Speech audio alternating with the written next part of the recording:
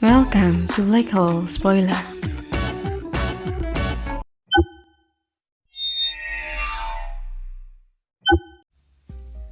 Bab 31, 6 varian Kung Peng. Li Jie telah mengetuk pintu selama puluhan ribu kali sekarang, tetapi masih tidak ada jawaban. Bagi sebagian besar kultivator ini bukan pertanda baik. Hal itu menunjukkan betapa rendahnya bakat batin. Namun Li Jie memiliki tekad tak tergoyahkan. Bahkan jika dia harus mengetuk 1 juta kali, dia akan terus berjalan. Setelah 5 hari 5 malam, sebuah suara kecil bergema. Di bawah ketukan sabar Li Jie, istana takdirnya akhirnya terbuka. Memasuki pintu, orang bisa melihat kekuatan jiwa dan roh. Namun istana takdir fana miliknya sangat terbatas. Pada saat ini mantra 6 varian Kung Peng terbang ke atas takdir bersama dengan kesadaran Li Jie. Ruang di dalam istana takdir sangatlah luas, mendekati tak terbatas. Di tengah-tengah istana takdir Li Jie terdapat mantra-mantra misterius berupa kaligrafi. Mereka terbang dalam urutan alami di sekitar cahaya yang bersinar, seolah-olah ingin membangunkannya. Cahaya ini adalah jiwanya, atau bahkan takdir kebenaran. Ini adalah yang menentukan nasib seseorang melalui hidup mereka. Bagi yang lain itu adalah 3 jiwa atau 7 roh atau bahkan takdir sejati. Ini adalah yang menentukan nasib seseorang melalui hidup mereka. Hanya dengan berkultivasi, seorang dapat mengaktifkan takdir sejati dan jiwa-jiwa. Begitu mereka terbangun, para kultivator akan mendapatkan kekuatan magis mereka. Mereka juga akan dapat terhubung ke langit dan bumi meminjam energi mereka. 6 varian Kung Peng adalah hukum merit istana takdir yang harus membangunkan jiwa-jiwa dan menggunakannya sebagai dasar kultivasi untuk Li Jie. Inilah mengapa kaligrafi mantra yang memiliki kebenaran misterius 6 varian memutar jiwa tanpa henti untuk membangunkan mereka. Kata-kata ini kadang-kadang adalah seekor elang yang terbang, di lain waktu adalah kun yang bermain di lautan, atau bahkan Kun Peng yang lengkap. Binatang buas ini menyebabkan istana takdir Li Jie menyerupai langit luas dan lautan yang dalam, dan cahaya istana takdirnya sangat terpengaruh oleh kehadiran mereka. Proses ini adalah langkah kedua yang diberi nama kesadaran kedua. Karena bakat bawaan Li Jie yang rendah, proses ini juga akan memakan waktu lebih lama dibandingkan dengan para jenius lainnya, meskipun memiliki hukum merit kaisar abadi.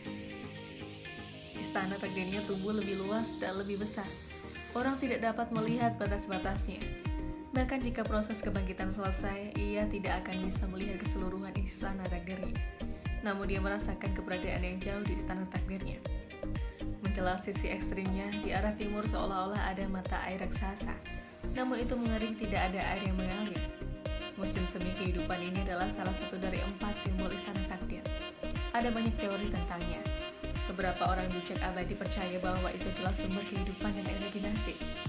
Di ujung barat, Li Jie merasakan gambaran kuali besar.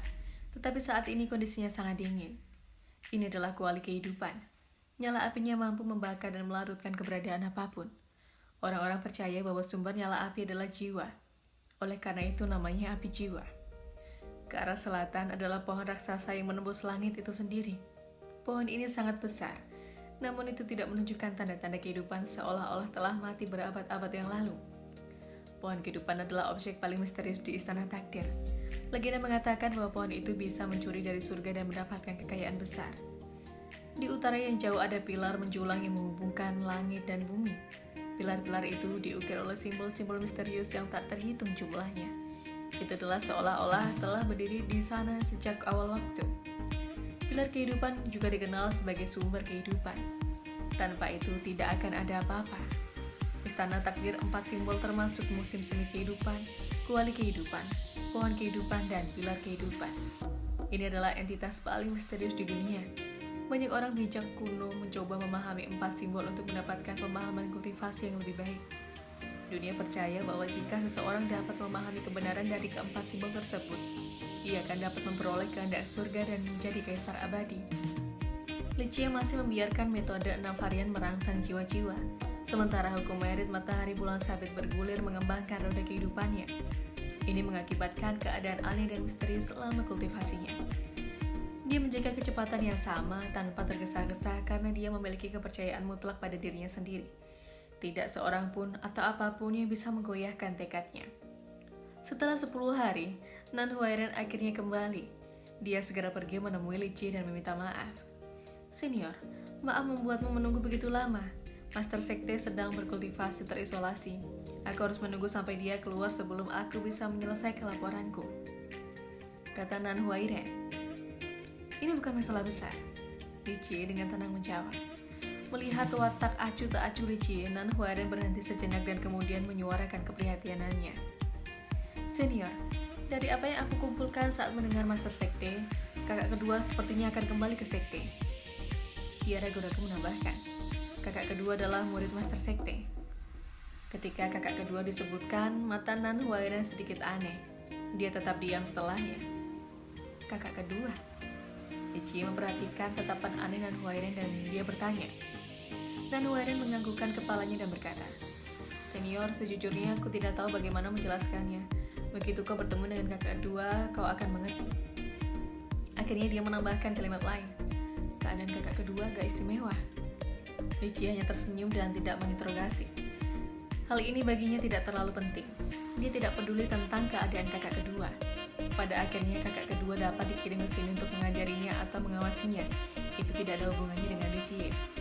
Tekad Li Jie untuk membangun kembali Sekte kuno Dupa Pembersihan tidak akan terganggu oleh siapapun. Begitu waktunya tepat, dia akan menghidupkan kembali Sekte tersebut. Di jalan ini tidak ada yang bisa menghentikan langkahnya. Siapapun yang mencoba menghentikannya akan menemui ajalnya. Jika Buddha menghalangi, ataupun Tuhan menghalangi, ia tidak akan berhenti. Tahun itu, di bawah pengawasannya, Sekte kuno Dupa Pembersihan telah menyapu 9 dunia. Dalam kehidupan ini dia akan melakukan hal yang sama. Sekte kuno Dupa Pembersihannya akan menguasai 9 dunia dan menghancurkan Gua Iblis Abadi. Nan Huairen sudah terbiasa dengan temperamen Li Jie bahkan saat menghadapi Raja Iblis Laundry. Dengan demikian, dia tidak terkejut dengan betapa riangnya Li Jie tentang kembalinya kakak kedua. Nan Huairen menatap Li Jie sedikit dan dia tiba-tiba menyadari bahwa dia telah mulai berkultivasi. Nan Huairen dengan gembira berseru, Senior, kau telah membuka istana takdirmu. Berapa lama waktu yang dibutuhkan? Tanya Nan Huairen. 5 hari 5 malam. Tidak butuh terlalu lama.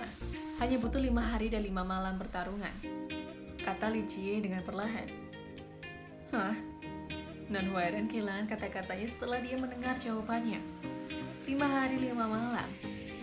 Kau berani mengatakan itu bukan waktu yang lama? Di sekte manapun, jika seorang murid membutuhkan waktu 3 hari 3 malam untuk membuka istana takdir, ia akan dimarahi oleh senior sebagai tidak kompeten. Sedemikian rupa sehingga dia tidak akan bisa mengangkat kepalanya lagi. Untuk mengambil 5 hari 5 malam, dia akan dianggap sampah di antara sampah. Jika orang tahu Li Jie membutuhkan waktu lama, dia akan menjadi bahan tertawaan terbesar di Sekte kuno Dupa Pembersihan. Murid terburuk dari Sekte kuno Dupa Pembersihan hanya membutuhkan waktu 3 hari 3 malam. Namun Li Jie membutuhkan 5 hari dan malam pertarungan. Namun Nan Huairen tahu dari ekspresi Li Jie bahwa dia tidak menganggap menghabiskan 5 hari 5 malam sebagai sesuatu yang memalukan.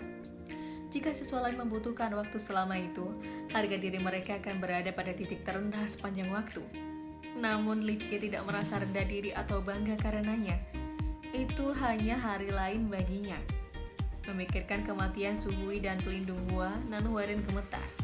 Seseorang yang dianggap bodoh oleh dunia memiliki aura yang tak terbendung. Dia memiliki sikap yang tenang dan elegan setiap saat. Dan kepercayaan diri tinggi serta tekadnya yang tak tergoyahkan yang ditunjukkan melalui kemampuannya untuk membunuh orang tanpa penyesalan apapun. Orang-orang seperti Li Jie akan menjadi eksistensi paling menakutkan. Nan Huairen berhenti di sini dan memikirkan itu. Dia ikut bersama Li Jie untuk memilih hartanya. Li Jie dan Nan Huairen membawa pesanan ke gudang senjata. Di sini mereka melihat patung yang sangat besar berdiri di tengahnya.